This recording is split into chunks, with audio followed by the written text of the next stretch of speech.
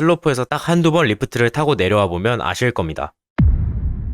뭔가 잘못됐다는 걸.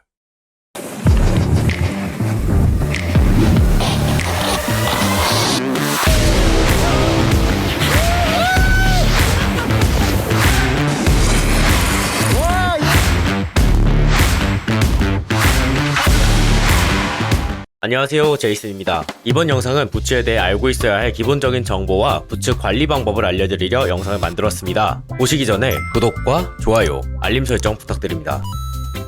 부츠는 우리의 몸과 항상 닿아있는 장비입니다. 그렇기에 가장 우선시해야 하는 건 단 하나, 편안함입니다. 자신의 족형과 맞지 않는 부츠를 고른다면 물집, 발가락 통증, 심한 경우 피로골절까지도 생길 수 있으니 정말 잘 골라주셔야 합니다. 이렇게 중요한 부츠, 이번 영상 하나로 깔끔하게 정리해드리겠습니다. 잠깐! 이 영상은 하드부츠가 아닌 소프트부츠를 기준으로 제작되었습니다. 우선 부위별 명칭부터 알려드리겠습니다. 부츠는 이렇게 생겼고요. 보시는 것과 같이 부츠는 이너부츠, 아우터부츠로 구성되어 있고, 이너부츠는 바디와 끈, 그리고 이 부분을 텅이라고 부릅니다. 아우터부츠도 똑같이 바디, 끈, 텅이 있고 추가로 아웃솔이 있습니다. 여기서 텅에 대해서는 꼭 아셔야 하는 부분이 있으니 꼭 끝까지 봐주세요. 다음은 부츠의 종류입니다. 종류는 아우터부츠의 끈을 묶는 방식에 따라 달리 불립니다. 첫 번째로 끈부츠, 신발끈 묶듯이 끈을 묶어주는 부츠입니다. 가장 원초적인 방법으로 묶는 방식입니다. 이전에는 끈부츠만을 추종하는 사람이 많았지만 지금은 소수만 사용합니다.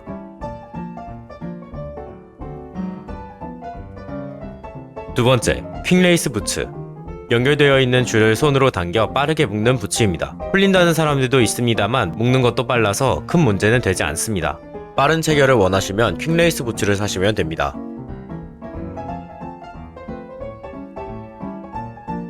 세 번째, 보아 부츠. 보아 시스템을 이용한 끈을 조여주는 방식의 부츠입니다. 보아가 붙어있는 개수에 따라 원보아, 투보아, 쓰리보아 등 다양하게 불립니다. 현재 가장 인기 있는 잠금 방식입니다.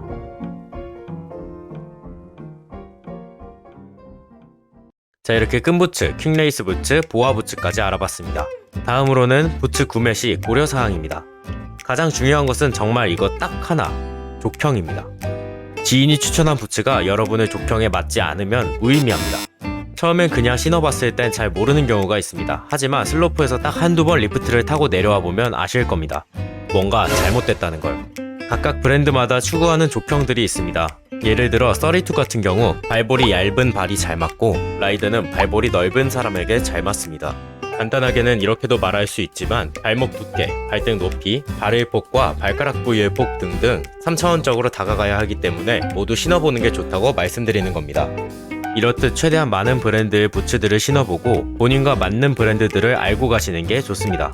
그 다음으로 플렉스가 있습니다. 부츠에서도 플렉스가 있습니다. 얼마나 단단한지를 나타내는 단계인데요. 보통 1에서 10가지의 플렉스를 기재하고 있습니다. 이건 역시 회사마다 다 다릅니다. 처음으로 보드를 타신다면 소프트에서 미들 플렉스 정도로 구매하시는 것을 추천드립니다. 다음 고려할 사항은 라이너입니다. 보통 이너라고 부릅니다. 이너가 편한지도 확인해 주셔야 합니다. 열성형이 가능한 제품들은 발의 특정 포인트가 조금 안 맞아도 열성형으로 어느 정도 커버할 수 있습니다만 만능은 아닙니다. 기성품 이너가 안 맞으면 열성형이 가능한 이너를 따로 구매하는 것이 가능합니다. 그 다음으로 고려할 사항은 내구성입니다.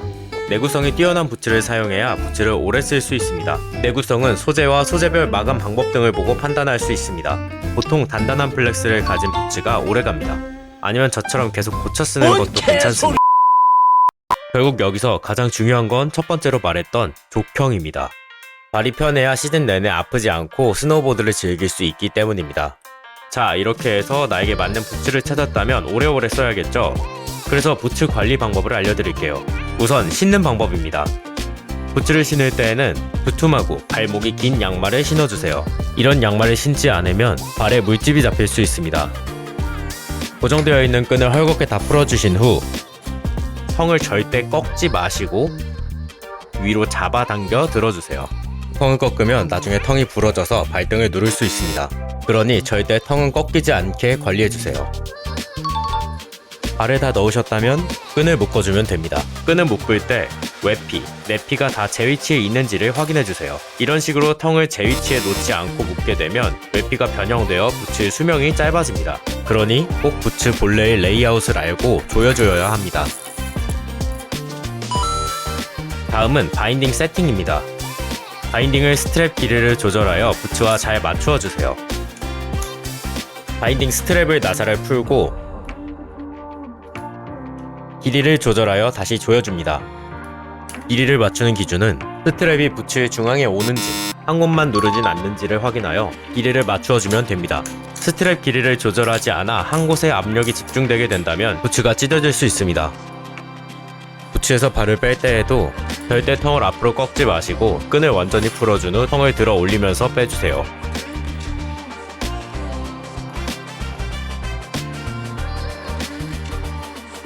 자, 다 타고 발을 뺀 이 부츠는 이대로 보관할까요? 아닙니다. 절대 그냥 두시면 안 됩니다. 아무리 귀찮으셔도 부츠는 꼭 묶어놓고 말려야 합니다. 부츠는 두는 대로 변형이 일어납니다. 젖어 있다가 마를 때에는 더욱 심하고요. 그러니 꼭 묶어놓고 보관을 해주세요. 부츠가 너무 많이 젖어서 안쪽까지 말려야 하는 상태라면 이너와 아우터를 분리하여 말려주세요. 빼는 과정에서 부츠가 손상되지 않게 조심히 빼줍니다. 아우터는 꼭 묶어놓은 상태로 말려주셔야 합니다.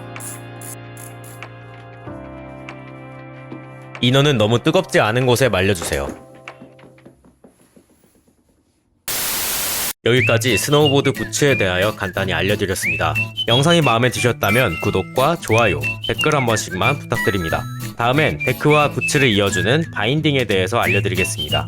여기까지 제이슨이었습니다. 감사합니다.